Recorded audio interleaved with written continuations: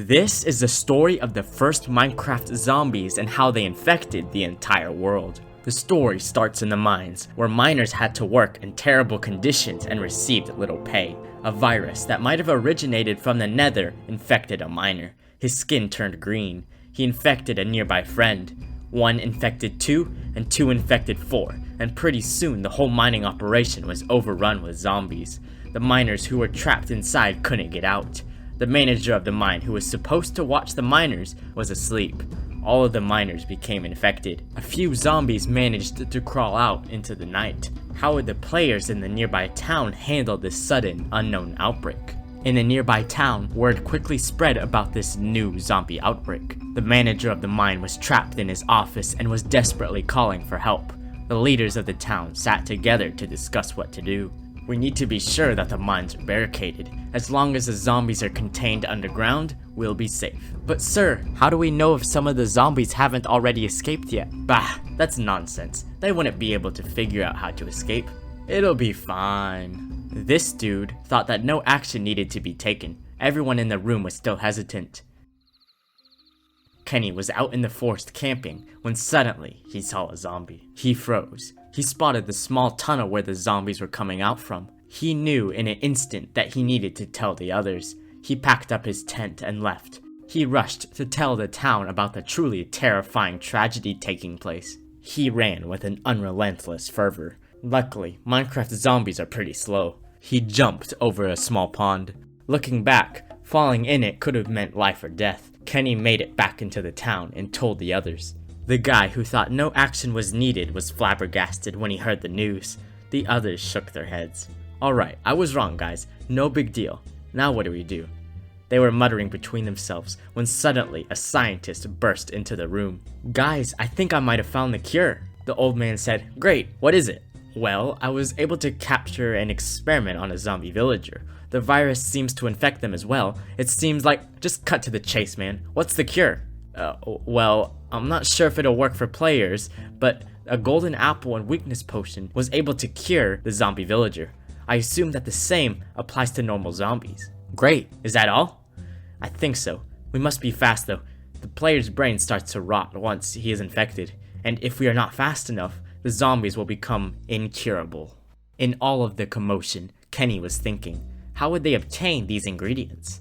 Let's see, they'd need lots of gold to make the golden apples. Where could they get a lot of gold? Mining underground? No, that would take too long. Or maybe the nether? Yes, and the piglins had plenty. He would have to figure out though how to get the gold from them one way or another. Should he use force or try to negotiate? While Kenny was thinking, the old man said, Alright, who wants to get the golden apples? I'll try to ask the king to give some of his gold reserves, but we will still need a lot more.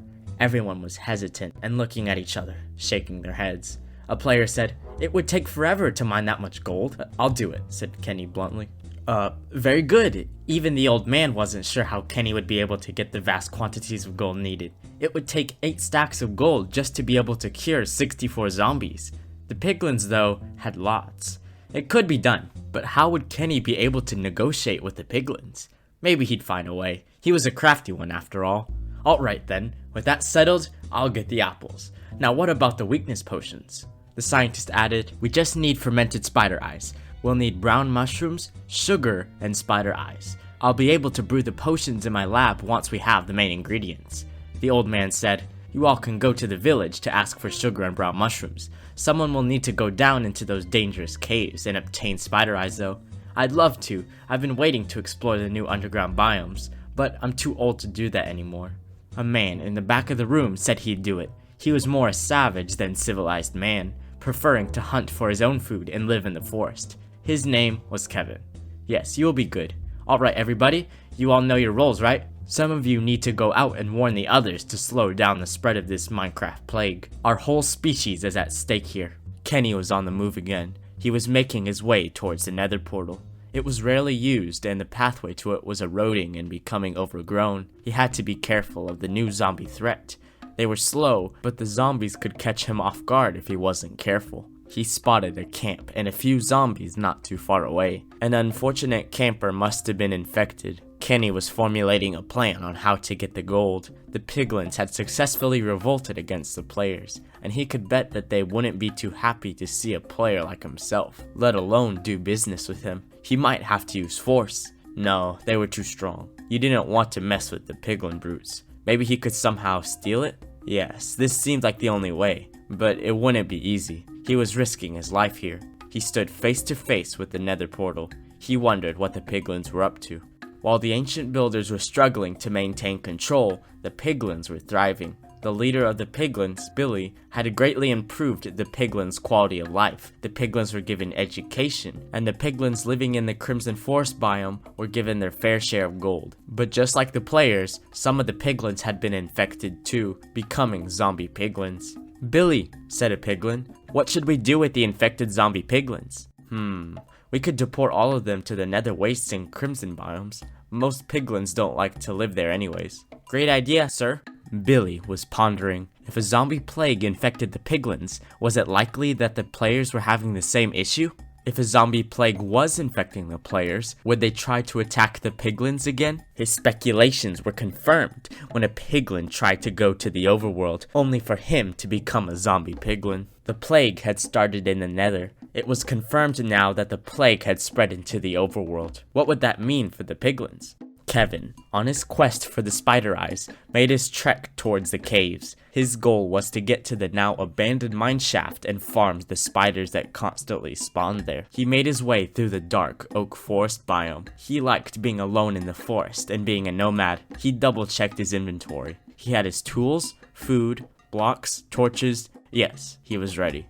While he was walking, he almost fell into the cave. The cavern was even bigger than what he had imagined.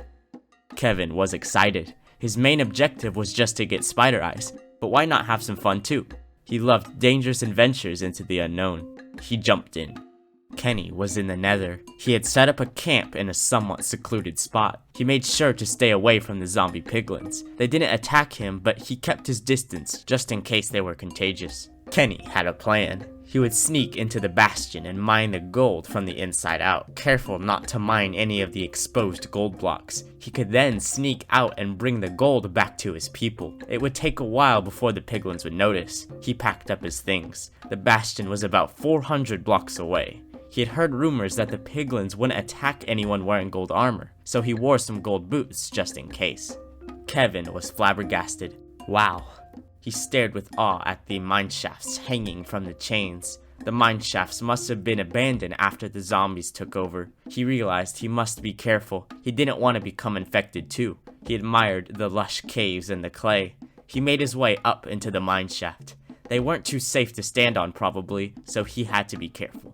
Kenny was next to the wall of the bastion. He would mine through, he decided. The piglin first looked at him with distrust, but when he noticed his gold armor, he calmed down. Kenny realized that he would probably have to kill him though, so that he wouldn't warn the others. He had his sword ready. He swiftly jumped down and killed him, before he had any time to react. Unknowingly though, Kenny made a grave mistake, as the piglins somehow have psychedelic powers and can feel when a nearby piglin has died. Billy felt this too. All of the piglins were angry and alert. Kenny was oblivious. Kenny began to mine into the bastion walls. He heard the sounds of piglins getting louder, but when he listened closer, he realized that the piglins were making sounds of anger. Had they somehow heard him? He realized he would need to enter in a different way.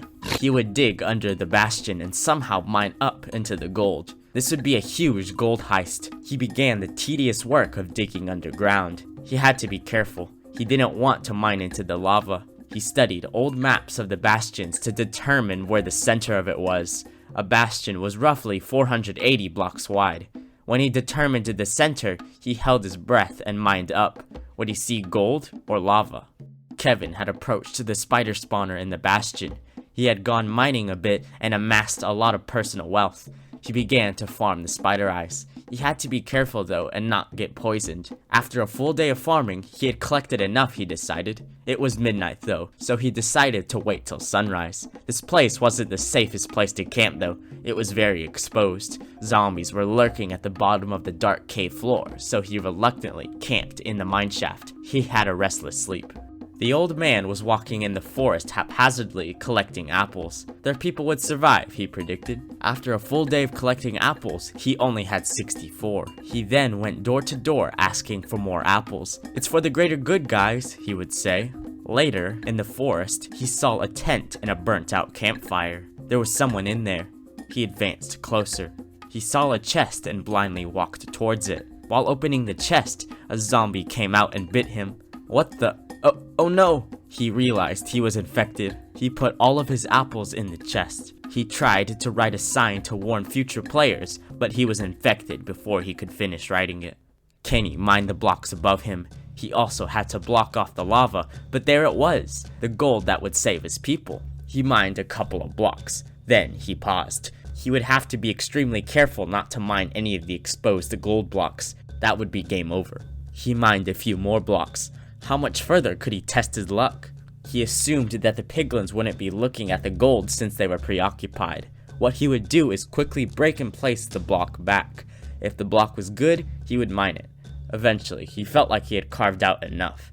He was amazed by how much gold the piglins had. This made him feel a bit bad, but he had to do it, right? He had to save his people. He left a little chest in the middle full of random goodies. It wasn't much, but hey, you gotta do what you gotta do.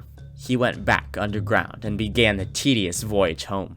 Both Kenny and Kevin were quickly making their way towards the meeting place in the town. "Hey Kenny, hey Kevin, I'd love to chat with you more later, but let's get to the meeting house." "Sounds good, let's hurry." They ran through the village. They were horrified when they saw that most of the town had become infected. The meeting house was boarded up. When a few players recognized them, they let them both in. "Thank goodness you're back," said the scientist. The old man was infected. "I have his apples though. We can heal him later. Do we have all of the ingredients?" "Yes, I believe so," said Kenny. "Jolly good. I will get to work. I can't go back into the lab, so I brought all of my equipment here. I hope you do not mind. We will have to ration the food we have right now though. It will be a bit tight here now." Billy, the leader of the piglins, was tense. He felt that a piglin had died to a player, so surely this player must be close. He had heard that golden apples could cure the zombies, so could that be why the players were here? He observed the gold reserves. Everything seemed normal. He went down to check, just in case. When he mined a block, he found in horror that the inside was hollow. He saw the escape hatch where the player must have escaped. He was indescribably angry. How dare they? This was almost as bad as when they had killed his closest friend, Brutus. All of the piglins were enraged when they found out about the news. Billy ordered that all players living in the Nether had to leave or die. A simple but cruel order. There were a couple thousand players living in the Nether. They were all forced to leave. Some tried to fight back but were killed. The piglins have been mostly hostile to the players ever since. Back at the meeting house, the scientist had finished crafting all of the golden apples and brewing up all of the weakness potions. They were disheartened though. They only had a stack of golden apples and 64 weakness potions. It was nowhere near enough. They realized that all of their efforts were futile. There were too many zombies. Kevin said, "We should build walls to protect the town and try to save as many people as we can. The walls won't last forever, but at least our town can hold out for a couple of decades." They built up their fortifications and cured as many people as they could. The town held for 96 Minecraft years. They were the last of the ancient builders to go extinct. And as you can guess, the zombies eventually won out, and now none of the ancient builders are alive anymore. Only their ruins remain. Well, there is one person that hasn't been infected. You, the player. That, however, is a story for another time. Subscribe if you enjoyed the video, and thanks for watching.